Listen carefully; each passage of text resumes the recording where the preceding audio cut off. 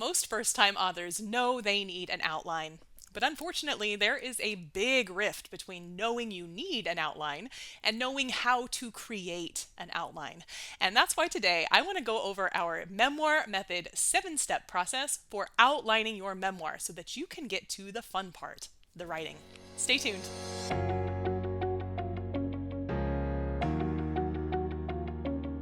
You've got the story, you've got the idea, you just don't know the steps in the process. If this is what's holding your memoir back, I have got the solution for you.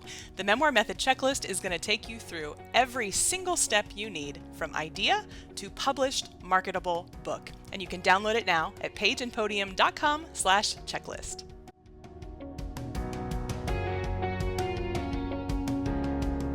When you start to write your first memoir, there is a lot to learn. But unfortunately, most of the things that are very easy to find advice for online are things that happen later in the process. When we get started, the only advice we need is how do I structure this thing? How do I get my outline done? When you search for that information, a lot of times you will come up with many people telling you to use the hero's journey. The unfortunate thing about the hero's journey is that it is quite complicated. And in fact, I find that many people, particularly women, don't find that their story fits well into the hero's journey at all. And if that's you, it's really hard to move forward. And that's why today I want to go through the 7-step process that we use in the Memoir Method to help all of our clients come up with a strong, solid outline that's going to give them support as they move through the writing process. And I want to let you know, if you want to follow along, all of these steps I'm going to talk about are listed in our Memoir Method checklist. So you can download that right now at pageandpodium.com/checklist. And I'm just going to go through the first page of that checklist, which is specifically about how to outline your memoir. So the first step in that checklist is we are going to make a list of everything you want to include. Now, for memoir, this will be primarily your stories. And the good news here is that this is for no one's eyes but yours. So as you're going through this process of making a quick list of all the stories you want to include, just remember that there is no need to censor yourself. Dump out those stories, just a word or two or a phrase, just enough so that you know what you're talking about. But I don't want you to stop with the stories you want to include. Because, of course, you don't just want your memoir to be a step-by-step take of your life. What most people want is for their story to help other people. You want to highlight the lessons that you learned the hard way so that your reader doesn't have to go through the same things that you did. So don't stop at your stories. As you are doing this, step 1, listing all the things you want in your book, be sure that you include 2 other things. The first of those being ideas related to your message. Now, you might not quite be sure yet what that message is going to be. Doesn't matter. We are just brainstorming here. So in this first step, jot down everything that you think you might want to offer as a piece of advice as it relates to this particular book that you're writing. The second thing that I want you to list, in addition to your stories and message ideas, are any kind of knowledgeable points, any kind of expert points that you have. Now, this one is optional, but I do find that a lot of people want to include something they've learned along the way, whether that be a psychological concept that you came into contact with as you were working through, say, a trauma or another type of a hardship, or some kind of expertise that you yourself have in your life that helped you understand what was going on, how you were going to come out of it, or simply a concept that you think is interesting that you'd like to dive into as you're working on your book. Now, this third thing, this expertise piece, it is by no means required, but I do find that for those who are wanting to do memoirs that have a really solid message, that really urge people to go out and do something different in their life, it can be really helpful to brainstorm some of these expert-based ideas. As you're brainstorming, dump them out. You can always decide whether or not you'd like to include them when you get down the line a little bit further. Okay, so this first step, you're going to make a whole list of your stories. We have much more information on this, by the way, in our Memoir Method group vault. So if you'd like to join that program, head on over to pageandpodium.com/memoir-method. I'll give you all of the information on how to get started with our program. But for now, just make sure that you've got everything dumped out. Give yourself a little while to do this. A couple weeks is usually useful to make sure that you've had time to process all those things and think about any ideas that didn't come to mind right away. Okay, the second step you're going to take after you have brainstormed all your stories and ideas is you are going to determine your memoir's primary topic. Now, this one is tricky, and I know that folks struggle with this because it seems like the answer is obvious. Of course, your memoir's topic is you. But there's a little more to it than this. And one piece of advice that I see floating around the internet, and I'm glad for it, is that when you are starting to write a memoir, you need to be kind of careful that you don't accidentally write an autobiography. Now, these are different things, and there's a good reason that they're different things. With an autobiography, we are moving from usually your birth all the way through to present. The purpose of an autobiography is really to detail the stages of your life, and often this is something that is very, very valuable to people's families after you're gone. But it's not typically a very marketable type of book unless you are a celebrity or other type of public figure. A memoir, on the other hand, should be about one thing. So typically, you're going to take a slice out of your life during which you were focused on one particular thing. That could be, as I alluded to earlier, a particular trauma that you went through and had to escape. Perhaps you were in a terrible relationship and you had to get out. Perhaps you lost someone that was very close to you in your life. Perhaps instead of a trauma, perhaps you went through something that was really exciting. Maybe you want to talk about something like adopting your first child. Maybe you want to talk about changing careers in a way that was really transformative for you. Any of those will work, and many, many more. But my point is, you should have one topic in your memoir. And no, that topic is not you. That topic should be one particular thing that you have gone through. So step 2, you're going to kind of workshop and figure out what you want this topic to be. Now, remember, in step 1, we brainstormed a list of stories. So if you're kind of coming up short here, go back to that story list and see if you can pick out any themes or really common things that you're tending to mention. Just like with the brainstorm stage above, we have so much more material in our vault for the Memoir Method on how to break this all down. So if you are thinking about joining that program, I am very, very proud of it, and I would love to welcome you into that program. And for this step and all the others following, there is much, much more material, worksheets, templates, video trainings, specifically going into each of the steps. If you are going it alone, though, that's totally fine. The main thing is define your topic. One thing. What is the one thing your book is about? And relatedly, the third step that you're going to take is that you are going to brainstorm, refine, figure out what the lesson is that your book will teach. In the Memoir Method, we call this your key message. And typically, the way you're going to come up with this message, it's a little bit sneaky, is you're going to think about what was it that you learned as you went through the stages of life that make up your topic. So if, for instance, we are talking about this topic of escaping an abusive relationship or a really bad relationship, a toxic relationship perhaps, maybe you learned that the only way you're going to be happy in a relationship is if you love yourself. And maybe you learned that that actually is really, really hard, particularly if you're stuck in a toxic place. What a helpful message to share. Your readers are going to be so thankful to read that. And even though that particular message is something that we hear bandied around a lot, that doesn't mean that it isn't a great starting point for something that you can teach your reader. So in this step of the process, I want you to take some time to brainstorm out, what did you learn?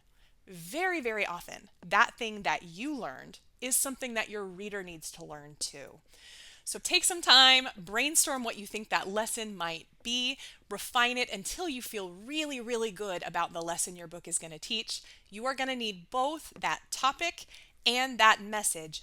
Both need to come through, and you've got to be really intentional about that from the beginning. Unfortunately, it usually does not happen automatically. Usually we need to be thinking about and being very intentional about doing that. Okay, the next step is going to be finding our starting and our ending points. Now, I want to make a little distinction here because very often when I talk about the starting point of a memoir, people will hear me say the first chapter. And that is not what I mean here. Oftentimes, when we are starting our memoir in terms of where the actual book starts, we will start with something that's maybe a little bit later in the book, a really pivotal scene in our memoir, and we'll move that to chapter 1 just to give us a little punch to get started. That is just fine in terms of structure. It is not required, but it's also great. But when I talk about finding the first starting point of your story, I'm not talking about the first starting point of your book. I'm talking about if you take that topic that you defined earlier and you figure out what was the first day that something was different, and that different something led you into this topic journey, that's where your story starts. I want to be really clear here. We are being super, super intentional about not just starting with the first thing that happened. And here's why. Remember how I said earlier how memoirs and autobiographies are very, very easy to confuse? What often happens is that when folks get to the point of starting to define when their story started, they will automatically go to the earliest memory that they have on that story brainstorm. And almost across the board, that earliest memory is going to be from childhood. But guess what your reader thinks when they open your book and the very first thing they read is something about your childhood? Even if chapter 2 starts with your childhood, very often readers will not wade through that. Your childhood is important and it does matter to how your story played out. But you shouldn't start there. So what I'm talking about is figuring out where the actual topic of your book starts. Where does the narrative start in terms of that one thing that you went through that taught you that one particular lesson? That's what we're looking for here. Your endpoint, on the other hand, should be right after you have finished going through that topic. And this is usually a little bit easier, but just kind of be careful that you don't set this way, way far out. Sometimes people will be a little confused here because, of course, the key lessons of our lives are things that we are practicing over and over and over again our whole entire lives. So it's really easy to put this endpoint too far back in time, too far forward in time rather. Instead, what you want to do is make sure that it is right up against the end point of that topic. When did you finally learn that lesson? It's going to be right around there that the end of your book will come. So we've got to define the start point and the end point of the story. Remember, that doesn't necessarily mean the chapters, but the start and end point of your story. Now here's where things get really, really tricky, and I'm sorry that I cannot give you a quick solution to this issue, but I'm hopeful I can kind of get you started on the right track. From here, once you've got your start and your end point, now what you are doing is filling in those middle chapters. This is easier said than done, certainly. But one of the things that we recommend in the Memoir Method is that you think about the turning points of that topic in terms of the message. So, in other words, as you have defined your message, I want you to think about usually 3 points within the span of this topic's narrative timeline when you were really rubbing up against that topic. And what we'll typically suggest is that the first of those moments, we call it the desperate step. This is the point at which you cannot stay still anymore. You have to learn something new. Typically, there's some kind of external conflict. It could be internal. It's usually external, something pushing up against you that is stopping you from keeping going in the same way that you had been. Usually there's a step we call the misguided step where you are kind of realizing that you've got to learn something, but we don't make the right choice right away. That's usually going to be about your midpoint. That's usually going to be about halfway through the story. So if you recognize that, and by the way, there is a link that has a little bit more detail on this. If you download that checklist, pageandpodium.com/checklist, you'll see there's a link to help you pick a structure. Follow that. But for now, let's just say you're looking for that midpoint, that time when you kind of made not a great choice. And then you'll usually have a point that comes about 75% of the way through the book. That is the point when you realize what that lesson is that you need to learn. Of course, just because we realize what the lesson is doesn't mean we know it. So usually we've got a little bit more work to do after this. and that'll be about the last quarter of your book. But at this point, what I want you to do is go back to that brain dump you made, that scenes and stories brain dump where you were thinking about everything you wanted to put into your book. And you can take that and start plugging in the stories that you wrote down in the order that they go in, paying very close attention to make sure that you have moments that you rub up against that key message at 25%, 50%, and 75%. Essentially, we are trying to make sure that we have key stops along the way where the message comes up for you in one way or another. So I want to add two more steps that are not always included when we're thinking about how to outline, because I think that they're really helpful, and I have found that through the memoir method, it is a really useful thing, particularly as you get going on that chapter train, chapter, and you start to get tired. It's really, really helpful to have some chapter summaries. So that's step 6. Now, once we have laid out what stories you want to happen at what points in your memoir, you are ready to summarize what those chapters will be. So at this point, we're going to be writing about 100 to 150 words per chapter that just at a very, very high level, 10,000-foot view, what you are doing is saying what happens in that chapter. There are a few reasons that we do this. And the first of those, and probably the most important, is that when you have those chapter summaries, it becomes so much easier to stick to your goal of finishing this book. And the reason is, what I find is that most people, when they start writing chapter 1, they pretty much know what they want chapter 1 to be. Most of the time, we have kind of rehearsed, kind of thought about what we want that chapter to be. So usually it'll pour out of us pretty easily. Chapter 2, sometimes that's the case. But usually when we get to chapters 3 and 4, we start to see a little bit of a slowdown. That where we had such a clear vision, even often some words and phrases already settled for chapter 1, when you start to get a little bit later, you just don't have that in your mind. And when we fast forward to chapter 18, you're getting really, really tired.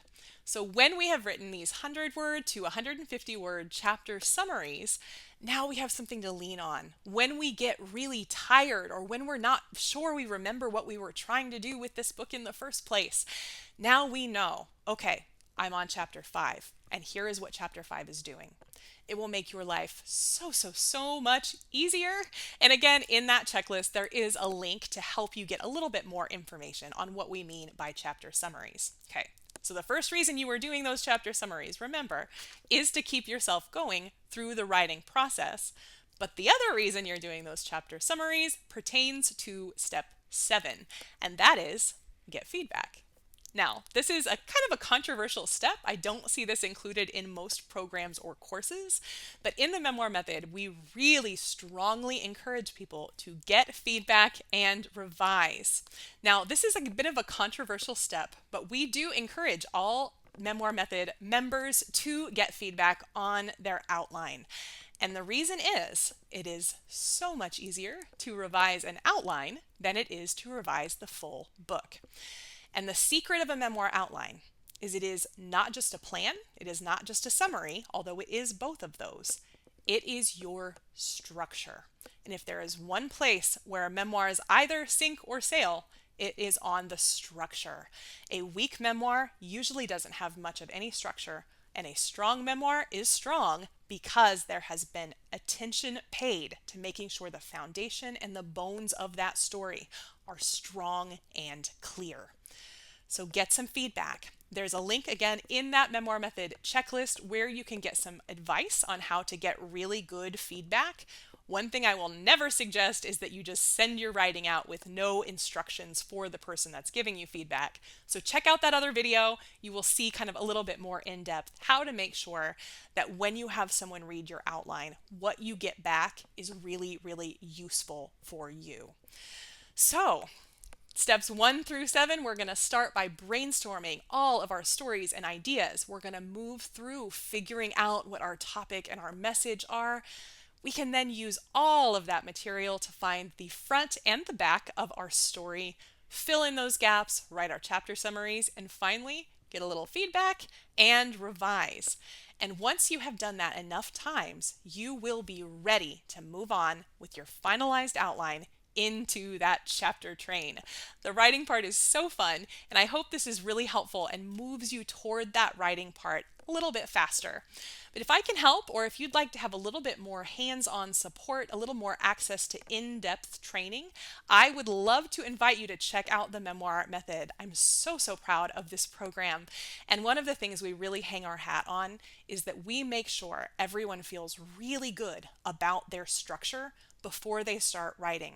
In fact, one of the things that we include in this process is that Emily and I, both of us trained professional writers, will review your outline and give you feedback before you start writing your chapters. This is so valuable, and I have seen it change the course of people's books. So, if I can help, if you'd like to be part of the Memoir Method, or if you'd just like to reach out with some ideas for types of things you'd like us to cover on this YouTube channel and our podcast, reach out. We love to hear from y'all. In the meantime, happy outlining and eventually happy writing.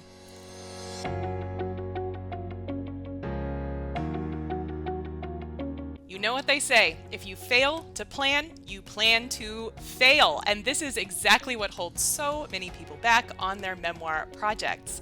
That is exactly why we created the Memoir Method checklist, a full, complete list of every single step you need to take to get that memoir written, published, and marketed successfully. You can download it now at pageandpodium.com/checklist.